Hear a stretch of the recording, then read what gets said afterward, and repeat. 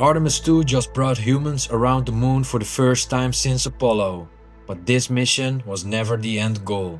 Stick around, because what NASA is building now is much bigger than one flyby or even one landing. It's the roadmap to a permanent return to the moon. And here's the part that confuses a lot of people. Artemis III is no longer the first lunar landing. Artemis IV is now targeted to do that in 2028. While Artemis V is the mission NASA says is expected to begin building its moon base. So what is each Artemis mission actually for? Welcome to Horizons of Space. In this video we're breaking down the Artemis roadmap mission by mission.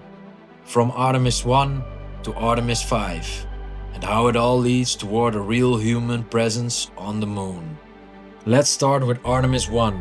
This was the uncrewed test flight that launched in 2022. Its job was simple, but critical. Prove that NASA's Space Launch System rocket and Orion spacecraft could reach deep space, fly around the moon and return safely to Earth. No astronauts yet, just a full systems test. If Artemis I failed, nothing after it would matter. But it worked and it cleared the way for the first crewed mission. That brings us to Artemis II, the mission making headlines right now. Artemis II launched on April 1st, 2026 with 4 astronauts on board Orion. Reed Wiseman, Victor Glover, Christina Cook and Jeremy Hansen of the Canadian Space Agency. It is NASA's first crewed Artemis mission and the first time humans have traveled toward the moon since 1972. This mission lasts about 10 days and is designed as a crewed lunar flyby, not a landing. Its purpose is to test the full deep space systems with people on board. The rocket, Orion, navigation, communications, life support and human performance far from Earth. NASA says splashdown is targeted for April 10, 2026. Off the coast of San Diego, completing a journey of roughly 694,481 miles. So Artemis II is basically the proof that humans can ride this architecture safely beyond low Earth orbit again. It doesn't build the base, it proves the road still works. Now here's the update a lot of people missed. NASA changed the Artemis sequence. Under the latest official plan, Artemis III is now a 2027 mission in low Earth orbit. That means Artemis III is no longer the mission that lands astronauts on the moon. Instead, NASA says Artemis III will test rendezvous and docking between Orion and one or both commercial lunar landers from SpaceX and Blue Origin, along with systems like life support, propulsion, communications and even the new spacesuits. In other words, Artemis III becomes a rehearsal for landing, not the landing itself. So what is Artemis III actually for? Think of it as an integration test. NASA has the rocket, NASA has Orion, but landing on the moon now also depends on commercial landers and the ability to connect all of these systems together safely. That's why Artemis III matters so much. If you can't rendezvous, dock, check out the hardware and verify the systems closer to Earth first, then sending astronauts all the way to the lunar surface becomes a much bigger risk. Artemis III is the mission that tries to remove that risk before the first true landing attempt.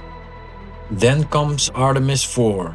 According to NASA's current plan, Artemis IV is targeted for early 2028 and is now the mission aimed at delivering the first Artemis lunar landing. NASA says this would send astronauts to explore the lunar South Pole, a region scientists care deeply about because it may contain water ice in permanently shadowed craters. That ice matters for science but also for the future. Because if humans are going to stay on the moon longer, local resources like water could become incredibly important. So Artemis IV is not just another moon landing. It is the mission that reopens the lunar surface for human exploration in the Artemis era. But if Artemis IV gets humans back onto the moon again, then which mission starts building the moon base? NASA's answer right now is Artemis V. NASA says Artemis V is targeted for late 2028, and this is the mission when the agency is expected to begin building its moon base. That does not mean Artemis V lands and suddenly there's a giant finished lunar city. It means this is where the transition begins. From we can land to we can start building a sustained presence. And that's a massive difference. A moon base is not one mission.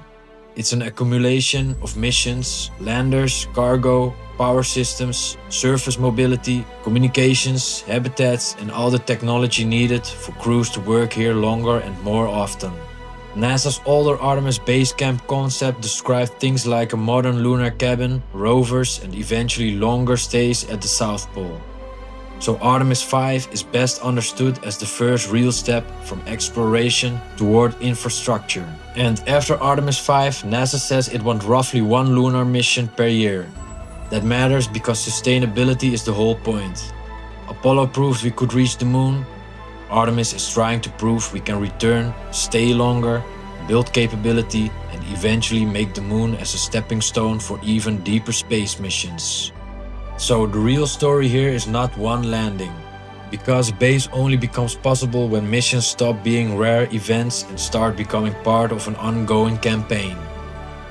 So here's the roadmap in simple terms. Artemis I proved the hardware, Artemis II proved humans can fly it around the moon, Artemis III is meant to test the landing architecture in Earth orbit, Artemis IV is targeted to put astronauts back on the lunar surface, and Artemis V is where NASA says the moon base effort is expected to begin. That's the bigger picture. Artemis II is not the destination, it is the mission that reminds the world that the path back to the moon is open again. Which Artemis mission are you most excited for? The first landing or the beginning of the moon base? Let me know in the comments, and if you love space, subscribe to Horizons of Space for more.